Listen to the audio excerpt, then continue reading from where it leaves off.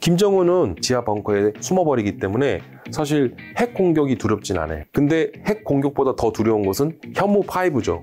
왜냐면 현무5는 벙커 버스터예요. 수직 100에서 200m까지 뚫고 들어가서 폭발을 해요. 김정은 입장에서는 사실 미국의 핵무기보다 우리나라의 현무 미사일을 더 두려워할 것이 분명하죠. 자, 그렇다면 이제 북한의 핵과 대량 살상 무기에 대응할 수 있는 한국 최고의 무기는 아까 말씀하신 현무랑 천궁이 되는 건가요? 이제 저도 좀 요즘에 헷갈리는데요. 하도 이제 우리나라 K방산의 명품 무기들이 또 이제 많은 무기들이 또 개발이 되고 있고 또 하는데 우리나라의 전략 무기로서 현무입니다. 현무. 이번 10월 1일 제 76주년 건군 76주년이죠. 국군의 날 행사. 당시 공개됐다면서요? 현무가 공개됐고 현무5를 일반에게 최초로 공개를 했어요. 저도 그 현무5의 웅장한 모습을 보면서 일반인들에게 공개가 되는 모습을 보면서 제가 그때 이제 YTN 방송 제가 생중계를 했는데 저도 그 생중계 현장에서 굉장히 좀 가슴 벅차오르는 좀 그런 감동을 느꼈습니다. 그러니까 우리나라의 전략 무기입니다. 이 현무5는 탄두 중량만 8에서 9톤의 탄두를 실을 수 있는 이른바 세계 최대 중량의 이런 무기를 보유한 나라로서 전 세계에서는 우리나라가 유일하고요. 이 현무 미사일을 가리켜 그래서 괴물 미사일이라고 불리우는 이유이기도 합니다. 그래서 이 현무 미사일을 동시다발적으로 투발했을 시 이제 전술핵에 버금가는 폭발력과 파괴력을 가진다고 얘기를 하는데요.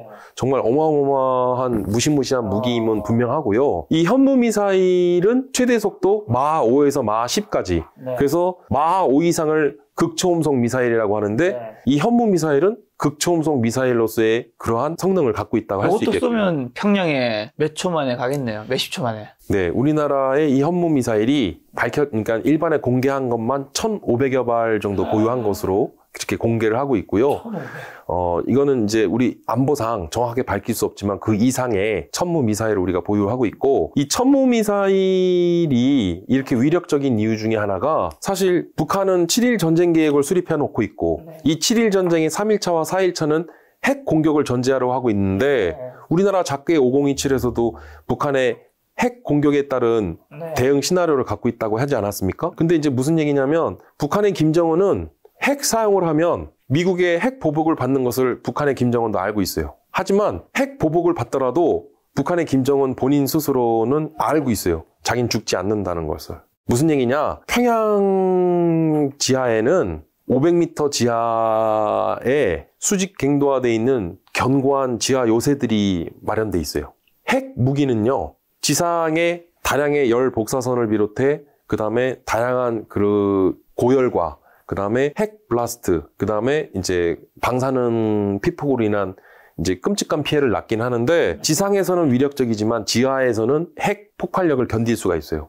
지하 500m에서는. 결국은 김정은은 핵 공격을 하더라도 미국의 핵 보복에 대한 대응을 지하 500m에 요사화되어 있는 요새에 지하 벙커에 숨어버리기 때문에 사실 핵 공격이 두렵진 않아요. 근데 핵 공격보다 더 두려운 것은 현무5죠. 왜냐면 현무5는 벙커 버스터예요. 그래서 쉽게 얘기하면 벙커 버스터는 지하를 뚫고 들어갑니다. 그래서 수직 100에서 200m까지 뚫고 들어가서 폭발을 해요.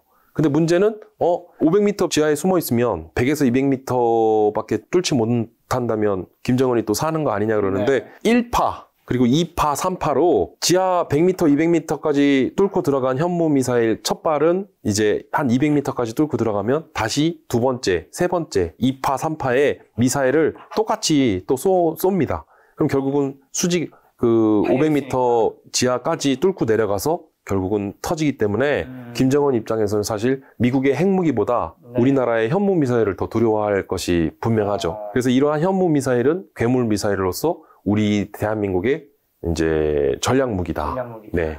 현무 미사일이 또 최대 사거리 5,000km까지 가능하기 때문에 사실 이거는 지금의 당장의 주적인 우리 북한을 견제하고자 하는 부분도 있지만 장차 먼 미래에는 뭐 중국이나 러시아 등 어떤 다양한 그런 잠재적인 위협에 대응한다는 차원에서도 보면 우리나라의 대표 전략 무기라 말씀드릴 수 있겠습니다. 자, 혹자는 또 한국군의 병력이 점차 줄어들고 있으니까 핵무장해야 한다는 분들도 있고요. 또 지금 대선에 누가 될지는 모르겠지만 트럼프는 뭐 주한미군 뺀다 뭐 이런 얘기도 있잖아요. 핵무장해야 하는 이유로 핵무장 가능성은 실제로 있나요? 그리고 뭐 미국 및 전 세계가 한국의 핵무장을 용인할까요? NPT 1968년 유엔 산하에 이제 뉴온 뉴클리어 트리리테레이션 트리티라고 해서 이제 핵 확산 금지 조약을 맺게 됐는데, 당시 이미 핵을 보유한 나라, 그러니까 미국과 소련, 지금의 러시아죠, 중국과 영국, 프랑스, 이 5개의 국가를 제외한 기타의 나머지 국가들은 핵무기를 개발하고 핵을 보유하면 안 된다라고 하는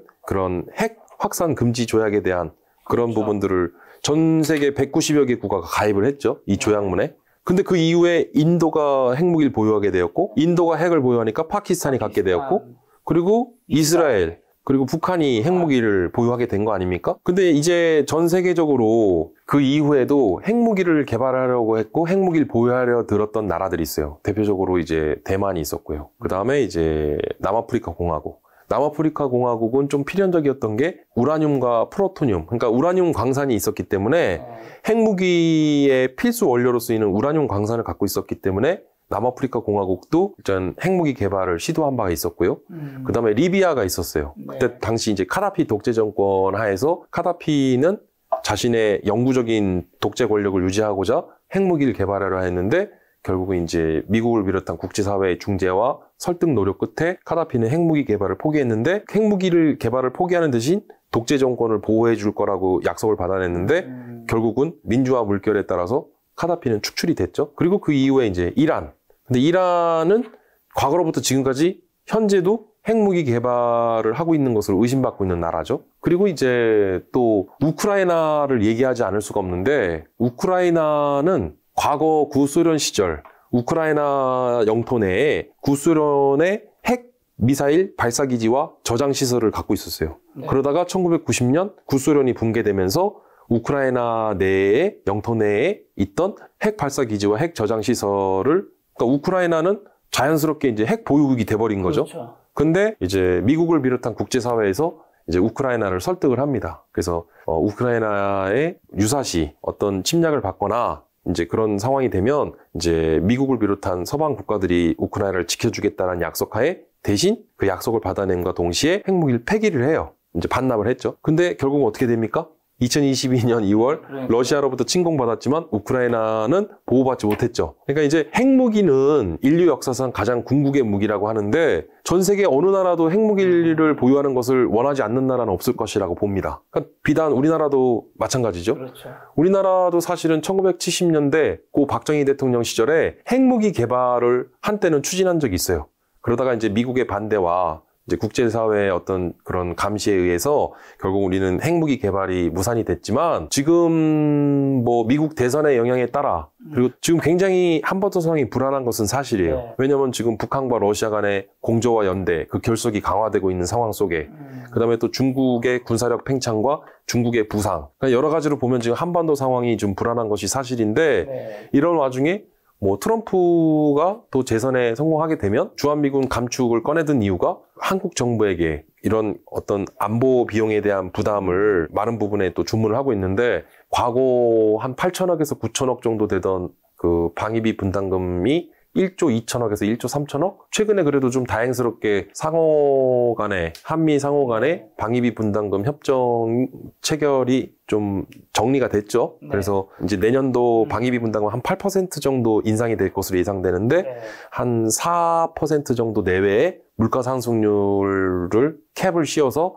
어느 정도 방위비 분담금이 일단락 되는 것으로 보여졌는데, 만약에 트럼프가 당선이 되면, 트럼프가 최근에 유세 현장에서 그런 얘기를 해요. 뭐 13조 원의 터무니없는, 그러니까는 트럼프가 2018년 당시만 하더라도 5조 2천억 원의 우리에게 터무니없는 액수의 방위비 분담금을 요구하지 않았습니까? 근데 지금은 5조 2천억이 아니라 13조 원을 얘기를 하고 있어요. 이거는 과거 한 10억 불 내외였던 방위비 분담금이 지금 한 100억 불 정도의 진짜 정말 터무니없는 액수를 제시하고 있는데 좀 조심스러운 부분이 있어요. 사실 지금 주한미군 28,500명이라고 하는 주한미군 주둔 병력은 미 국방수권법에 근거를 하여 지금 법으로, 미국의 법으로 지금 28,500명의 주한미군 주둔 병력을 지금 상주해 놓고 있는데, 트럼프는 과거 정치인이기 이전부터, 오래전부터 주한미군 철수를 주장했던 사람입니다.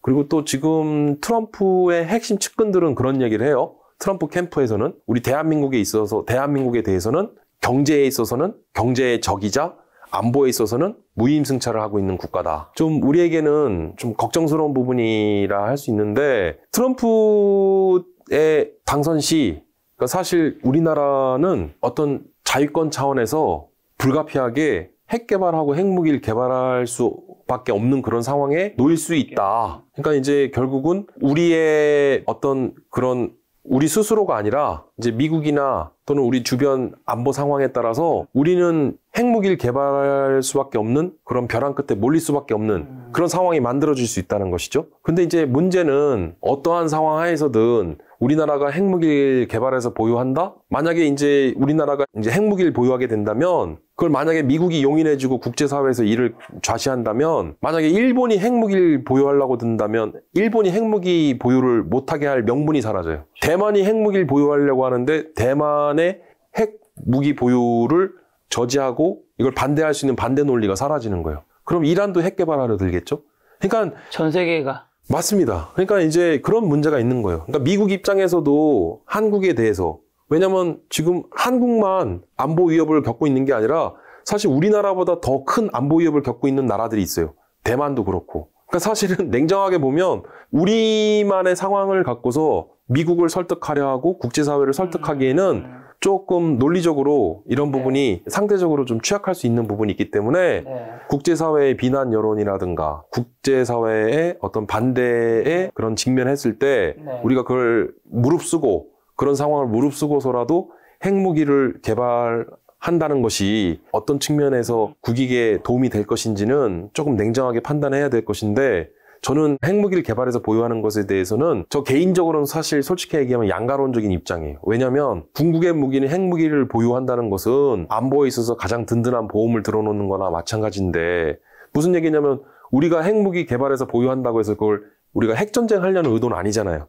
자위권 차원에서 우리는 우리 스스로를 지켜야 되기 때문에 핵을 보유하려고 드는 것인데, 그런 측면에서 보면 저는 그냥 우리나라 대한민국의 안위를 보자면 필요할 수 있겠다는 생각을 갖고 있는데, 근데 현실적으로 어렵기 때문에 핵무기 개발에 대해서는 조금 부정적이고 회의적인 생각을 갖고 있다는 것이지, 우리가 핵 보유하지 말아야 된다, 그리고 또 무조건적으로 핵 보유를 해야 된다, 이런 측면에서 접근하는 것은 아닙니다. 근데 상황에 따라서는 우리가 의도하지 않았지만 어쩔 수 없이 우리가 핵무기를 개발해서 보유할 수밖에 없는 상황이 있을 수 있겠구나라는 생각이 들고, 그리고 또 한편으로는 핵무기를 개발해서 보유한다고 한다면 그러면 우리가 앞으로의 어떤 그런 스탠스를 우리가 국제사회에서의 오늘날의 안보는요, 이제 한 나라의 안보를 그 나라 스스로 지키는 시대가 아닙니다. 이제는 집단 방위 내지는 집단 안보 체제가 공고해지고 있는 상황 속에서 미국이나 국제사회의 반대를 무릅쓰고서 우리가 핵무기를 개발하려 든다? 이제 적절한 균형점을 찾아야 될 것 같아요. 적정한 타협점을. 그래서 저는 사실은 조금 조심스러운 얘기인데, 지난해 4월 우리 윤석열 대통령께서 방미를 하셔서 워싱턴 선언이라는 걸 해요. 근데 그 워싱턴 선언이라는 것은 뭐냐면, 우리 대한민국은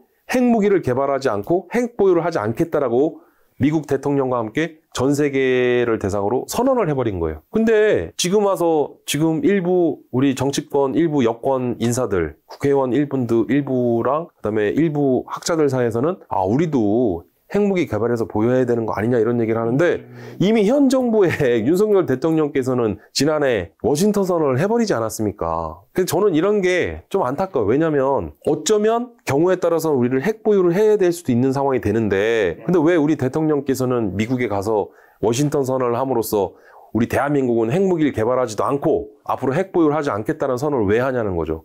만약에 그런 선언을 한다 그러면 그럼 나토식 핵 공유를 받아냈어야죠.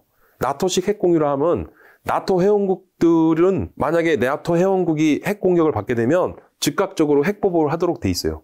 근데 우리나라는 만약에 북한이 핵 공격을 했을 때 우리나라는 미국이 핵 보복을 한다고 하는데 이게 확장 억제로서 핵 우산 개념인데 한 단계가 있어요. 미 국회 의회 승인 절차를 거치도록 돼 있어요. 근데 나토식 핵 공유는 그런 절차가 없어요. 그러니까 이제 우리가 나토식 핵 공유를 받아내든가 아니면 1990년대 초 당시 1992년 미국이 한반도에 배치됐던 전술핵을 이제 철수를 시켰는데 전술핵을 다시 재배치시키든가 아니면 정말 현실적인 차원에서 일본과 같이 핵 재처리까지는 용인해 줄 수 있도록 그 승인을 받아내든가.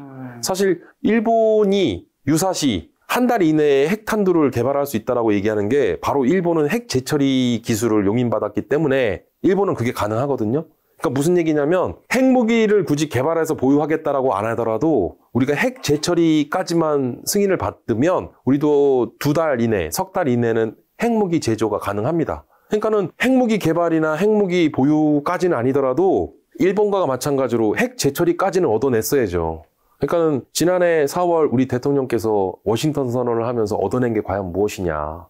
저는 뭐 나토식 핵 공유 내지는 뭐 필요에 따라서는 전술핵 재배치를 논의를 한다든가 전술핵 재배치를 하라는 게 아니라 네. 그리고 또 세 번째는 일본의 재처리 수준에 버금가는 수준의 그런 부분까지도 우리가 받아냈어야 되는데 지금 아무것도 그런 걸 얻어내지도 못한 상황 속에서 그런 진전도 없는 상황 속에서 지난해 우리 대통령은 전 세계를 대상으로 대한민국은 핵무기 개발하지 않고 핵 보유지 않겠다고 선언해놓고서 그리고 지금 와서 핵 무장해야 되는 거 아니야 이런 얘기를 한다는 게 정말 가당치나 한 얘기인가. 저는 이런 부분은 좀 우리가 냉철하게 짚어봐야 되는 문제가 아닌가 싶습니다. 북한이 그리고 우라늄 농축 시설을 공개한 적이 있었나요? 예. 왜요? 이제 위협인가요? 북한은 전 세계 9번째 핵무기를 개발해서 보유했다라고 주장하고 있는데 공식적인 우리 대한민국의 정부의 입장만 보더라도 북한의 핵 보유국으로서의 지위를 우린 공식적으로 인정 안 해주고 있죠. 우리는 북한의 핵 보유국의 지위를 공식적으로는 부인하고 있어요. 그런데 우리나라는 또 북한에게 비핵화하고 핵무기 포기하라고 얘기하고 있죠. 그러니까 여기서부터 좀 아이러니죠. 북한이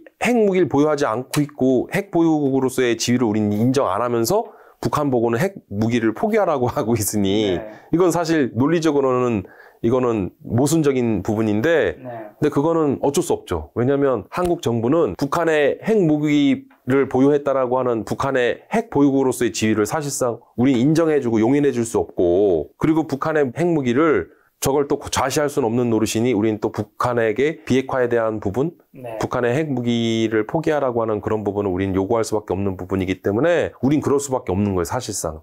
근데 국제사회로부터 북한은 핵 보유국으로서의 공식적인 지위를 얻어내고 싶어하고 그런 부분들을 공공연하게 대외적으로 과시를 하는 거죠.